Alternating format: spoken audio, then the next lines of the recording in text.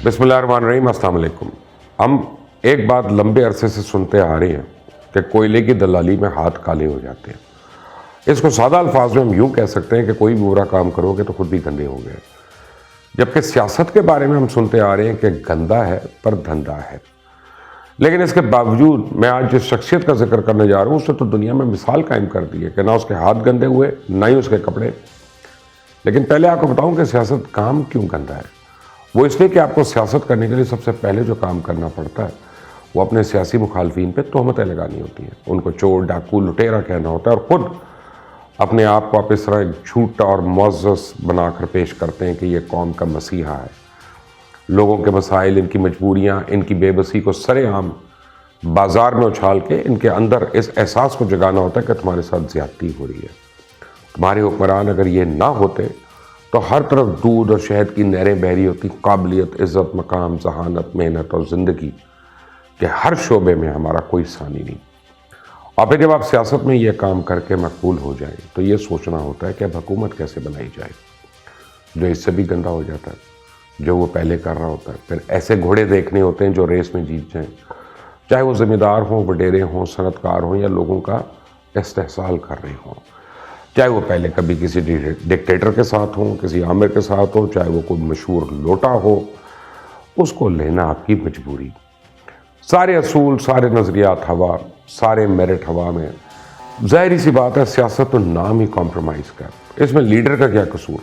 जब इस तरह के घोड़े भी इकट्ठे हो जाएं तो फिर इलेक्शन के लिए माल इकट्ठा करना होता है, मार्केट में दिखाना होता है कि हम हुकूमत बना रहे हैं, और इस मार्केटिंग के नतीजे में बहुत से जराइम पेशा लोग जिनके कब्ज़े में माफिया, बदमाश, ड्रग डीलर्स, जिन्हें दूसरी सियासी पार्टियां घास नहीं डाल रही होती और उनको सियासी सरपरस्ती की ज़रूरत होती है, वो पार्टी को फंड्स देना शुरू कर देते और फिर उन्हें ऑब्लाइज करना वक्त का तकाजा बन जाता है।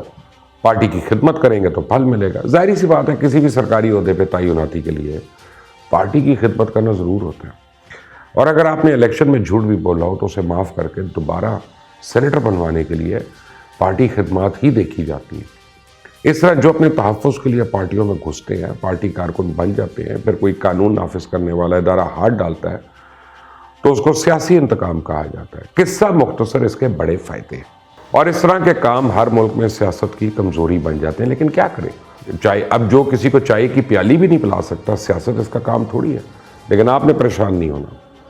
पाकिस्तान में सारी सियासी पार्टियाँ ये काम करती होंगी लेकिन हुक्मरान जमात ने नहीं की। क्यों? क्योंकि हमारे वज़ीर-ए-आज़म ईमानदार हैं और इस तरह की चीज़ों को बिल्कुल पसंद नहीं करते। जितने भी सियासी हिजरत के शौकीन घोड़े थे वो अपने शौक़ में आए। जहांगीर तरीन उनसे बगैर पूछे पता नहीं क्या क्या करते रहे। जब इल्म में हुआ कि जहांगीर तरीन ने क्या किया तो उसका हशर देख लें।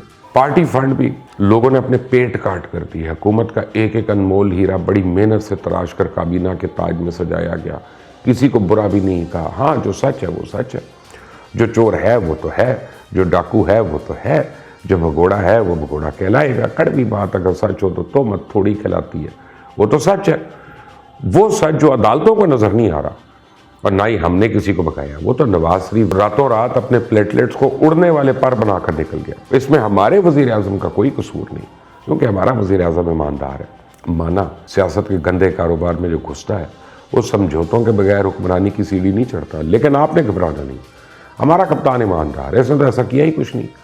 शहजाद अकबर ने खान साहब को गलत उम्मीद दिलाई कि नवाज शरीफ को बालों से घसीट के सॉरी मियाँ साहब के लिए ऐसा नहीं कहना, बहरहाल गिरबान से पकड़ के पाकिस्तान ले आएंगे। शहबाज शरीफ के अरबों रुपए कौमी ख़जाने में जमा करवा देंगे, जबकि शहबाज शरीफ खुद बोरियां भर के पहुँचा देंगे। अब ज़ाहिर सी बात है इतनी बड़ी गलती के वक्त हुक्मरान को इसके सियासी मुखालफिन के सामने लाचार कर दिया, उसको झूठा बना दिया और फिर गलत उम्मीद भी दिलाता है। कैसे माफ़ हो सकती थी? चुनाचे शहजाद अकबर को निकाला गया। हाँ, ये अलग बात है कि हमारे वज़ीर आज़म ने कौम को गलत उम्मीदें दिला दी, इनको तरक्की के नाम पे ज़हनी अय्याशी करवाई। फिर क्या हुआ? उन्हें नहीं निकाल सकते हम। क्यों? हमारा वज़ीर आज़म तो ऑनेस्ट है ना जी, ईमानदार है, इसकी नीयत थोड़ी ख़राब है। खबरदार, अगर निकाला तो सड़कों पे गदर मच जाएगा। असद उमर ने गलत फैसले किए, IMF पर नाराज़ किया, निकाल दिया। हफीज़ शेख ने महंगाई को कंट्रोल नहीं किया, निकाल दिया। ज़फ़र मिर्ज़ा ने सेहत, ताबिश गौहर ने एनर्जी को गलत डील किया, सबको निकाल दिया।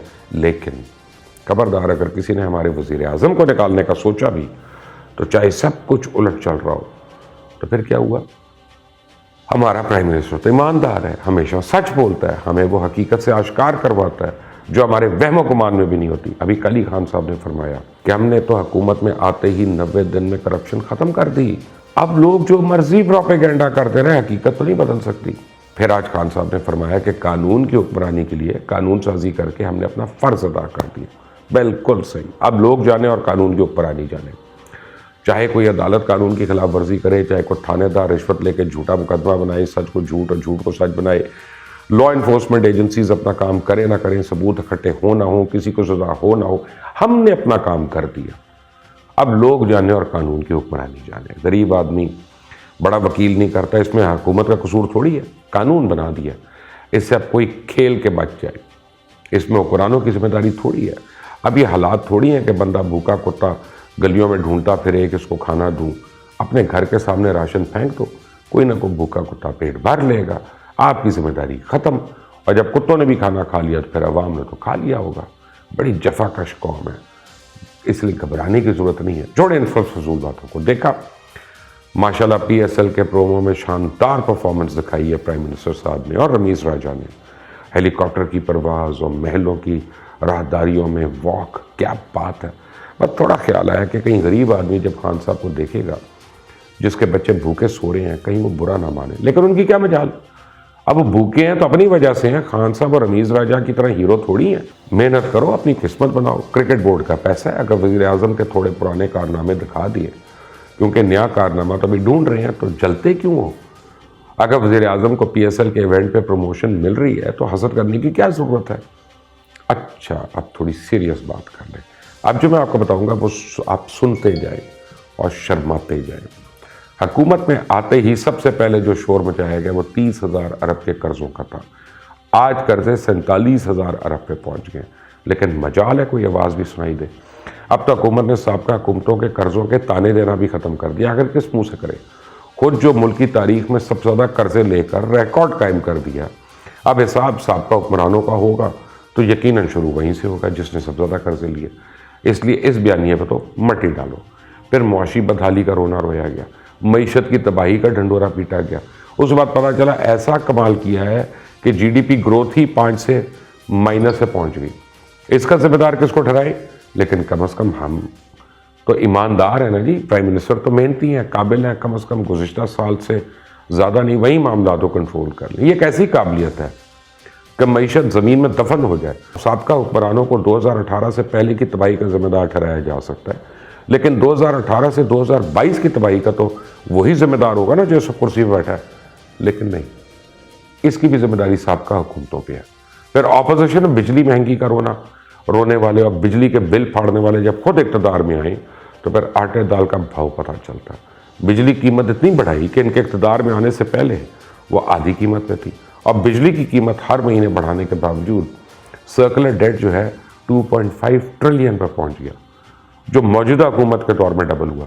ظلم کی انتہا دیکھیں کہ 2003 سے 2009 تک بجلی کا یونٹ 5 روپے کے گرد گھومتا رہا، اور پیپلز پارٹی نون لیگ نے مل کر اس کو 10 روپے تک پہنچایا۔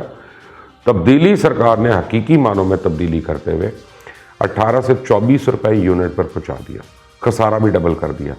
یہ بات راتوں کو میری نیند اڑاتی ہے، کتنی خوفناک تباہی کرنے کے لیے کتنی زیادہ محنت کرنی پڑی ہوگی۔